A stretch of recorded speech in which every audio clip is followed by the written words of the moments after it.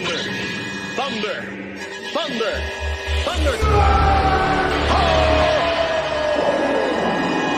What are you looking at, nerd? Huh? Nerds! Nerds! Nerds!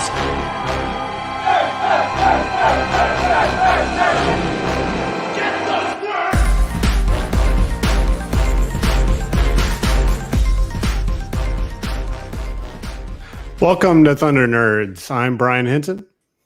And I'm Frederick Weiss, and thank you so much for consuming the Thunder Nerds, a conversation with the people behind the technology that love what they do. And do tech Good. And our sponsor, Auth0, is helping us do tech good all year long. Brian? Yeah, we'd like to thank them again for sponsoring this season. They make it easy for developers to build a custom, secure, and standards-based unified login by providing authentication and authorization as a service. To try it out, go to auth0.com. Auth0 is also on both YouTube and the Twitches under username Auth0. With some great developer resources and streams. Also, make sure to check out the Avocado Labs. Who doesn't love avocado? It's an online destination that their developer advocates run, organizing some great meetup events. And again, remember to check out auth0.com today. Love it. Thank you so much, Brian. Really appreciate it. Yeah. And go ahead and start live chatting with us now. We'll answer your questions in the order they are received. Additionally, make sure that you subscribe to the show. Go to youtube.com/thundernerds. Click that notification bell for alerts on new videos. And we also have exclusive subscriber giveaways. So please check that out. Do it. Yeah, please just do it. So now with that being said, and without any ados being furthered, let's go ahead and welcome our guest. We have an amazing human being on the show joining us again for the, I don't know, the third, fifth, eighth time. We have speaker, entrepreneur, Google developer expert, Faisal Abid. Faisal, welcome to the show. Hello, thank you for having me. Welcome. I love being on the show. I think it is my fourth time probably, so it's fun. Yeah, maybe even more than that. I mean, I could think that of when you first were on our show way back when you had shorter hair, and I don't think it took that long to grow, but way back in 2018, maybe, we were at DevFest. Yep. Yeah, it was in person. Exactly. Yeah, and we really appreciate you coming on the show and providing your insight and your knowledge every time. It's always super fun and entertaining, and we love having you on. So with that being said, let's get to know you a little bit. For the people that might not know you, can you just tell us a little bit about who you are and what you do in general in your own words? Yeah, I'm Faisal. What do I do? So I'm an engineer, entrepreneur, whatever. What I really do is I try to solve really hard problems. It sounds pretty vague, but right now the problem that I'm solving is in the space of death, which is Eirene Cremations, and that's what I'm working on. Aside from that, I do Google Cloud consulting, AI, machine learning, all sorts of stuff. So just kind of have my hands in everything with like a big focus on solving hard problems. Well, let me ask you then, where are you currently working? What's your actual, maybe I shouldn't employ the word actual, employ a lot of connections there. What is your actual day job, your 9 to 5, and what do you do there? What's kind of your day-to-day like?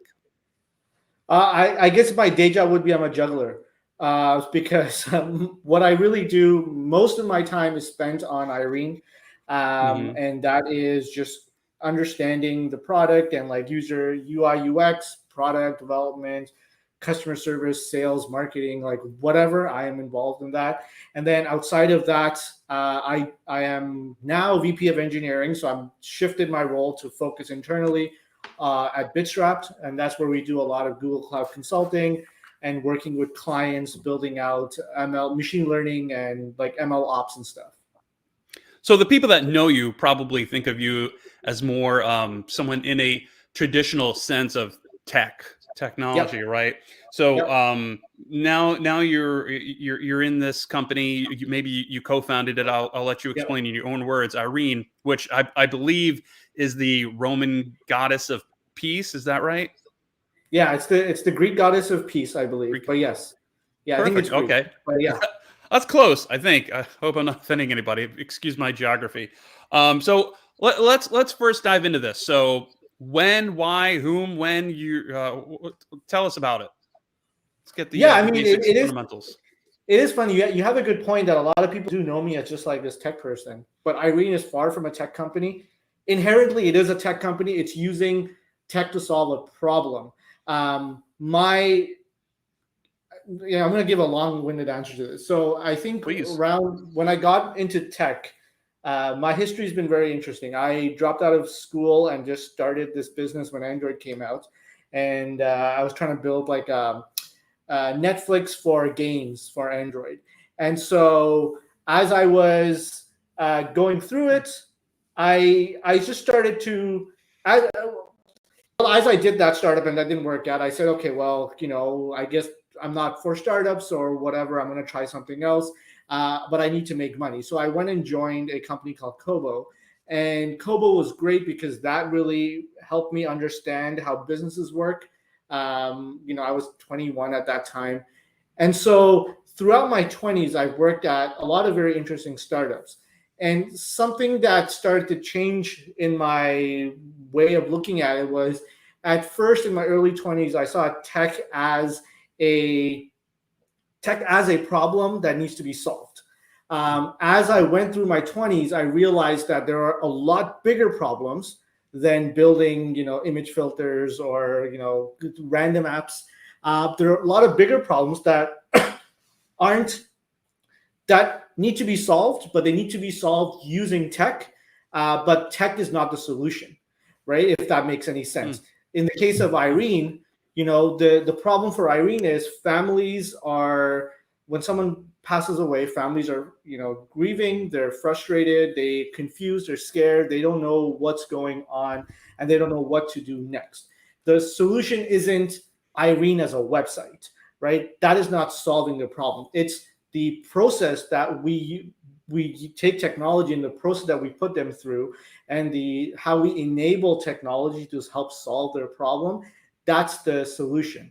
And so for me, I like looking and finding problems, and Eirene is this problem that came about. And it's funny because my co-founder and I both were thinking about Eirene at different, we didn't even know each other at this point, actually. I was in Japan and I was trying to look at business ideas, and I saw that in Japan they were handling death in a very interesting way, and it was very, again, they were using technology to help families in this very awful time in their lives.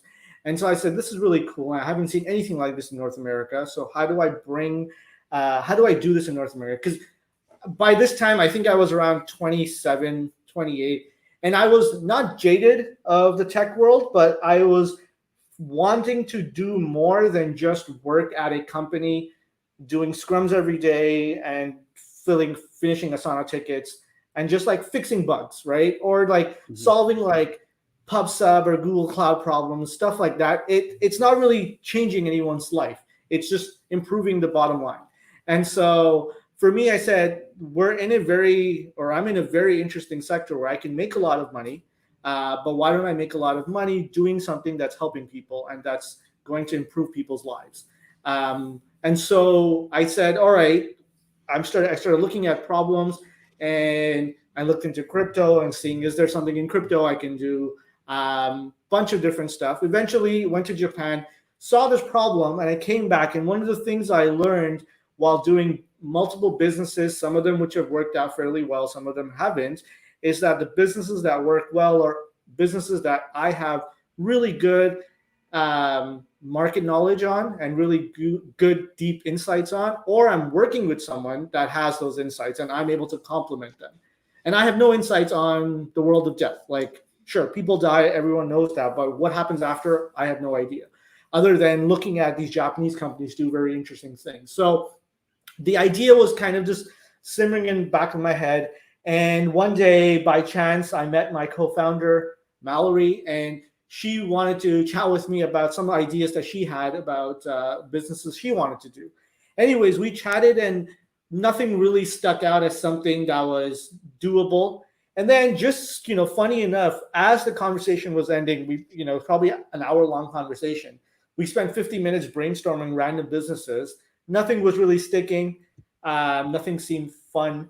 And then at the last, just before going, where, we paid the coffee bill, I asked her, well, what are some other things you're interested in that are just like wild and out there?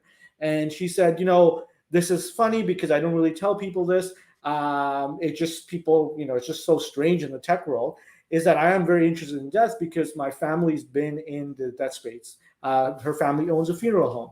And I remember going into my backpack and pulling out this pitch deck that I got from this random Japanese company as I was there.